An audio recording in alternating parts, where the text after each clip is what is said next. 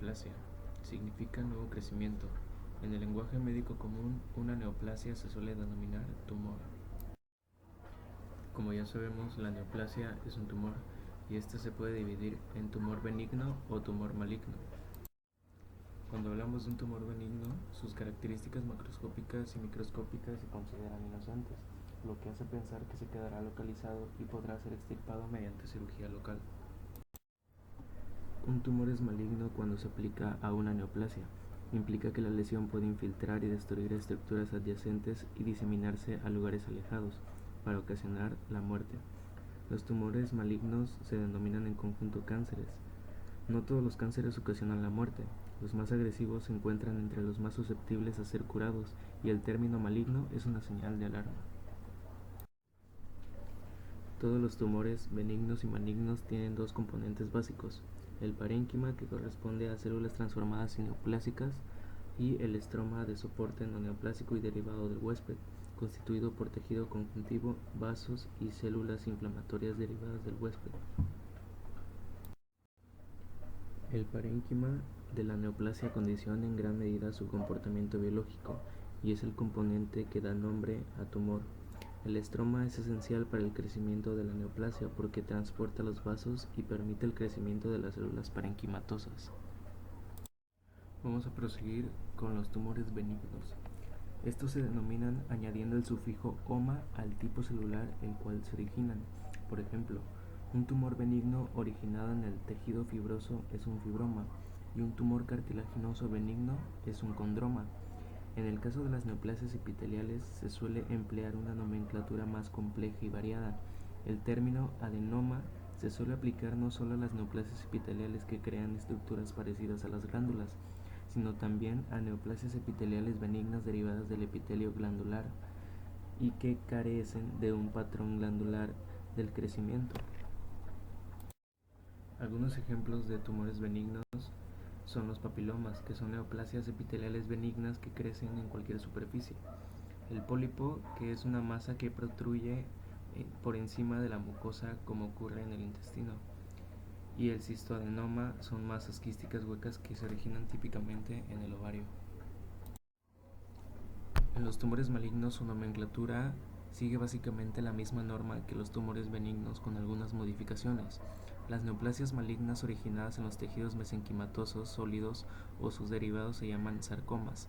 Las originadas en las células mesenquimatosas de la sangre reciben el nombre de leucemias o linfomas. Aunque los epitelios del cuerpo derivan de las tres capas de células germinales, las neoplasias malignas originadas en las células epiteliales se llaman carcinomas. Los carcinomas se subdividen más. Los carcinomas que crecen formando un patrón glandular se llaman adenocarcinomas, mientras que los que forman células escamosas se llaman carcinomas epidermoides. Vamos a hablar de los tumores mixtos. Estos tienen un origen monoclonal, pero la célula progenitora tiene la capacidad de diferenciarse a más de una estirpe. Por ejemplo, un tumor mixto de la glándula salival. Estos son lesiones con componentes epiteliales evidentes, contiene islotes de cartílago y huesos. Otro ejemplo de tumor mixto es el teratoma, que contiene células en donde que este contiene.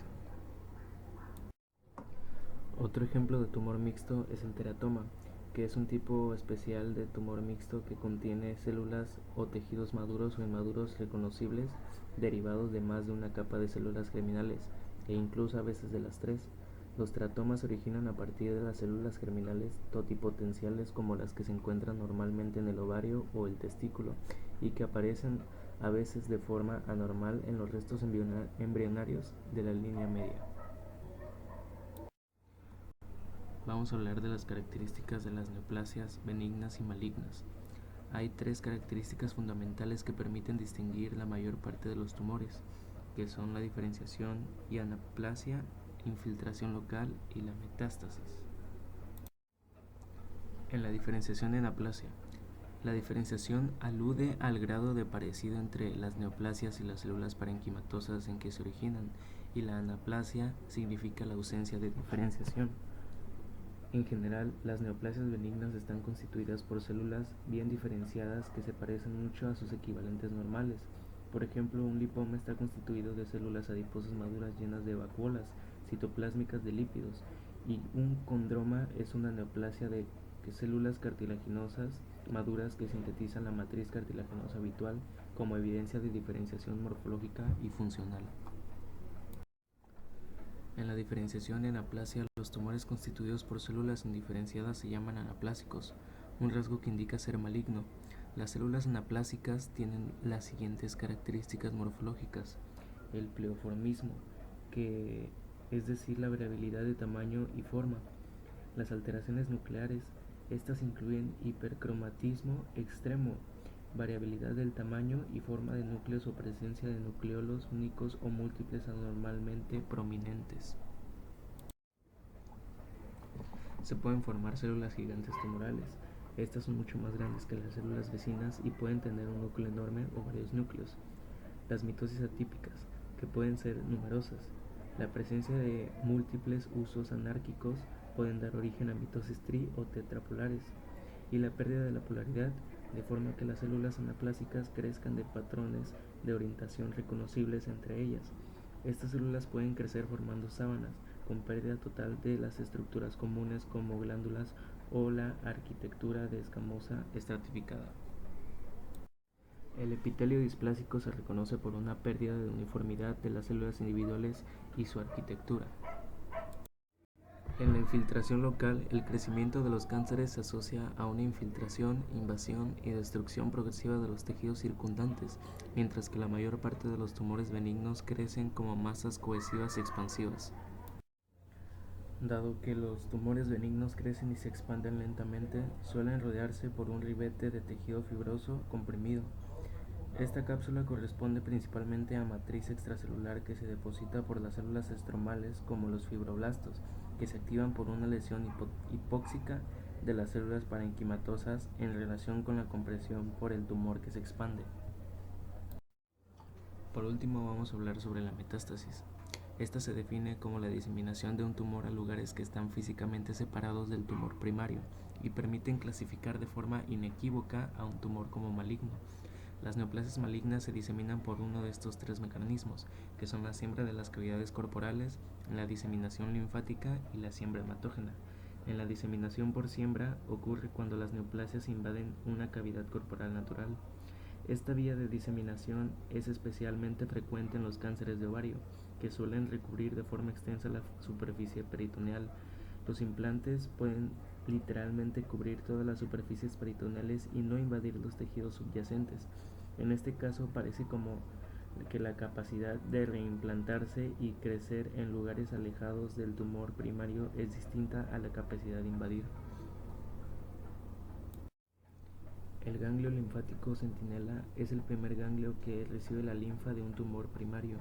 Se puede identificar mediante la inyección de contraste azul o marcadores radiomarcados en la proximidad del tumor primario.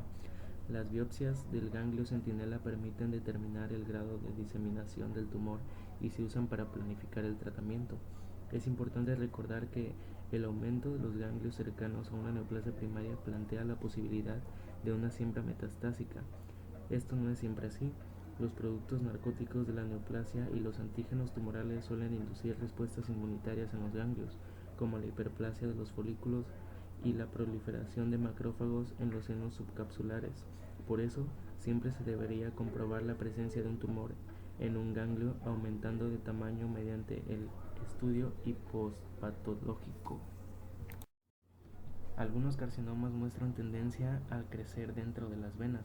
Los carcinomas de células renales suelen invadir la vena renal y crecen como una serpiente hacia la vena cava inferior, desde donde llegan incluso al lado derecho del corazón. Los hepatocarcinomas suelen invadir y crecer dentro de las raíces de las venas porta y hepáticas, llegando a alcanzar los principales canales venosos. Es importante recordar que este crecimiento intravenoso puede no asociarse a una diseminación generalizada.